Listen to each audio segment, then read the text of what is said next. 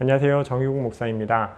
오늘부터 시작하는 포로기환의 이야기가 구약 성경의 마지막 그 이야기가 될 것 같습니다. 그래서 오늘부터 1차, 2차, 3차에 걸쳐서 포로들이 어떻게 귀환하게 됐는지, 남유다의 백성들이 귀환하게 되었고 하나님이 그것을 성취해 가시는 과정 가운데 누구를 사용하셨는지에 대해서 좀 나누면서 오늘을 살아가고 있는 우리도 회복되어야 될 부분, 또 하나님 우리의 인생 가운데 어떻게 역사하실지에 대한 부분들을 이 귀환의 이야기를 통해서 좀 살펴보려고 합니다.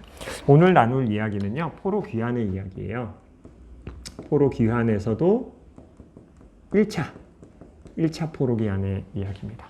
처음 포로 귀환이 시작된 거는요, BC 537년 고레스 왕의 칙령이 선포되면서부터입니다.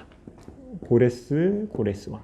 고레스 왕 원년이라는 얘기는 고레스가 왕이 되고 바사 제국의 이제 왕인데, 그러니까 이제 정권이 바뀐 거예요. 국가적인 정권이 바벨론에서 바사로, 페르시아로 정권이 바뀌면서 고레스 왕이 칙령을 내리는데 뭐라고 하냐면, 이스라엘 백성들 예루살렘으로 돌아가서 너희가 섬기던 하나님의 성전을 다시 회복하고 지으라 라는 얘기를 선포합니다. 그래서 그 선포된 말씀에 부르심을 받고 대장, 이제 포로 1차 귀환의 대장으로 부르심을 받았던 사람이 바로 수룹바벨입니다. 이 수룹바벨은 누구냐면요, 이제 예수님의 족보 안에 들어가는 사람이에요. 그러니까 즉 남유다 왕국의 왕족의 혈통이라고 보시면 좋을 것 같아요. 그랬던 그 수룹바벨이 몇 명을 데리고 돌아오냐면, 성경에 보면 49,000 몇백 명인데 대충 한 5만 명 정도라고 보시면 되고요. 이 5만 명의 사람은 처음에 1차, 2차, 3차 포로기로 끌려갔던 사람들 중에 약 5%의 정도 인구에 된다고 성경 연구하시는 분들이 얘기를 하십니다. 근데 이 5%를 보면, 그래서 이 5%를 보면요, 무슨 얘기가 있냐면 5%의 법칙이 있어요. 뭐냐면 교회 공동체든 어디든 하나님이 쓰시는 사람은 쓰임받은 사람으로 5% 된다라는 거예요. 그럼 나머지 95%는 뭐 버림받은 사람이냐? 그게 아니고요. 또 이 사람들도요, 다른 일들을 위해서 준비돼요. 포로 귀환 때 오지 않았던 이 95%의 사람 안에 어떤 사람이 들어가냐면 에스더도 여기에 들어가고요, 에스겔도 여기에 들어갑니다. 그리고 예수님 시대 때 흩어져 있던 디에스포라 사람들도 사실은 이때 귀환하지 않았던 사람들이 각종 고대 근동 지방에 흩어져 살면서 바울이 돌아다니면서 회당에서 예수 그리스도의 복음을 전파했던, 그래서 유대교 사람들과 막 실갱이도 하고 이렇게 논쟁을 벌였던 그 많은 사람들이 사실은 이 흩어져 있던 양들을 가리키는 것이죠. 이 사람들을 가리키는 것. 그리고 이제 5%의 사람들이 귀환해서, 수룹바벨과 함께 귀환해서 5명이 아니라 5만 명인데, 죄송해요. 5명인데, 이 사람들이 이제 그러면 돌아오려면 목적이 있을 거 아니에요. 뭐 때문에 돌아왔냐?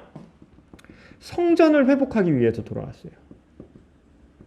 3차 포로로 끌려가는 그 3차 시드기야 왕 때 제가 지난번 시간에 말씀드렸지만 3차로 이렇게 끌려갈 때 성전이 완전히 무너져 버리잖아요. 회파돼요. 그래서 이 성전을 다시 회복하는 일을 위해서 이 수룹바벨과 5만 명의 사람들이 돌아온 거예요. 그런데 수룹바벨이 돌아왔을 때 537년에 수룹바벨이 돌아오고 성전 착공이 538년부터 시작된 걸로 보거든요. 근데 돌아와서 이게 성전을 바로 잘 짓냐? 그러지 못해요. 성전을 짓고 있다가 이 성전 회복하는 일에 주변에 있는 국가에 있는 사람들이 그거를 좋은 눈으로 보지 않아요. 그래서 막 왕한테 편지 쓰고, 그러니까 바사에 있는 왕들에게 편지를 써가지고 이 사람들이 성전 회복하면은 반역을 일으킬 거다. 그러니까 이거 못하게 막아야 된다. 그러면서 막 뭐라 그래서 성전 짓는 게 중간에 중단이 돼요. 성전 짓는 게 중단이 되는데 약 14년 정도 중단되고 다시 성전이 지어져요. 그래서 성전이 회복되는데 그 공백기 14년 동안, 공백기 14년에 성전을 짓지 못하고 이렇게 힘겨워하고 있을 때 등장했던 선지자가 누구냐면 학개 스가랴인 거예요. 우리 성경 마지막에 학개 스가랴 말하기인데, 학개 스가랴가 너네 언제까지 이렇게 성전 짓고 있지 않고 있냐? 니네가 지금 그 일하라고 왔는데, 그 얘기를 했던 게 바로 이제 학개와 스가랴입니다. 그래서 학개와 스가랴의 권면을 듣고 수룹바벨이 다시 성전을 지어서 성전을 회복하는 얘기가 이 포로 1차 귀환의 이야기입니다. 그런데요, 우리가 이 포로 1차 귀환의 이야기에서 잘 사람들이 다루지 않는 사람이 한 명의 이야기가 있어요. 그게 누구냐면요, 제가 오늘 이 포로 귀환의 이야기가 이 정도만 하고 이 사람을 좀 나누고 싶은데, 약 BC 530년에 사망한 걸로 보여지는 성경에 등장 인물 중에 한 사람이 있거든요. 그게 누구냐면 포로 1차 때 끌려갔던 사람 중에 한 명인 다니엘입니다. 다니엘. 포로 귀환의 이야기인데 왜 다니엘의 얘기가 나올까 하는데요. 분명히 포로 1차 귀환은요, 하나님의 예언의 선포가, 예언의 말씀이 성취되어지는 거예요. 예레미야를 통해서 선포되기도 했고, 이사야를 통해서 예견되기도 했던 일들이 성취되어지는 것이 포로 1차거든요. 그러니까 결국에는 하나님이 예비하셨던 일이고, 하나님이 준비하셨던 일들이 일어나는 거예요. 그런데 거기에 쓰임받은 사람이 누구냐? 다니엘이라는 사람이라는 거예요. 다니엘이 누구죠? 고레스 왕 때, 느부갓네살 왕 때 끌려가가지고 바벨론의 총리가 되었던 사람.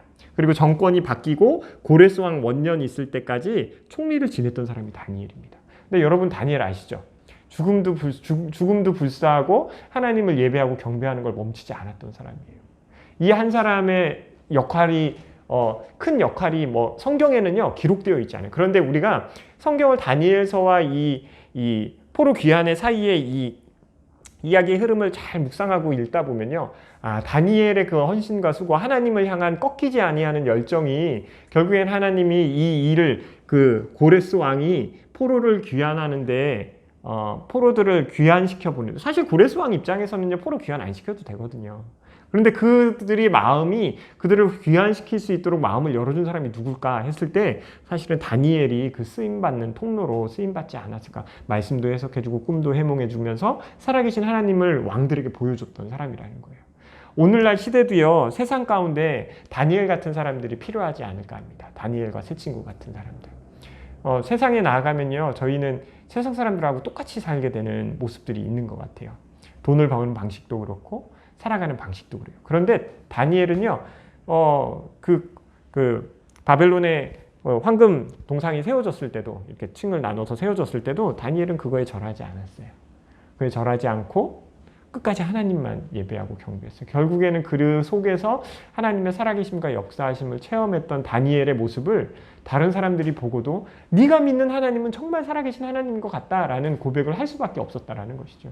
여러분의 삶을 그냥 내 주관적으로 내 삶과 내가 서 있는 땅만 보실 게 아니라 내가 서 있는 땅에 함께 서 있는 지체들도 한번 보셨으면 좋겠어요. 거기 지체들이 꼭 교회 공동체 사람들만이 아니라 내가 거닐고 있는 직장, 땅, 그곳에 거닐고 있는 그 모든 일터에서도 여러분들을 통해서, 그리고 또 저도 마찬가지죠. 저를 통해서 그 하나님의 왕되심과 그 하나님의 주권이 정말 선포되어지고 있는지 우리가 우리의 삶을 한번 되돌아보아야 하지 않을까, 이렇게 생각해 봅니다.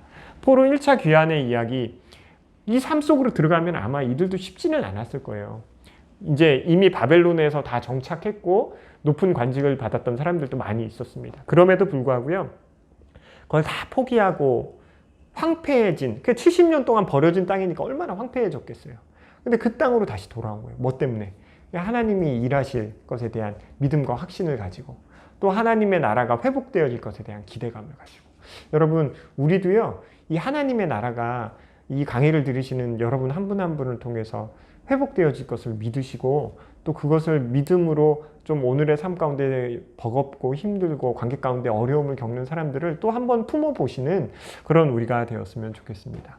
포로 귀환의 1차 귀환의 이야기는요, 또 할 얘기 되게 많은데 오늘은 여기까지만 하고 다음 시간 2차 포로 귀환 때 뵙도록 하겠습니다. 감사합니다. 샬롬.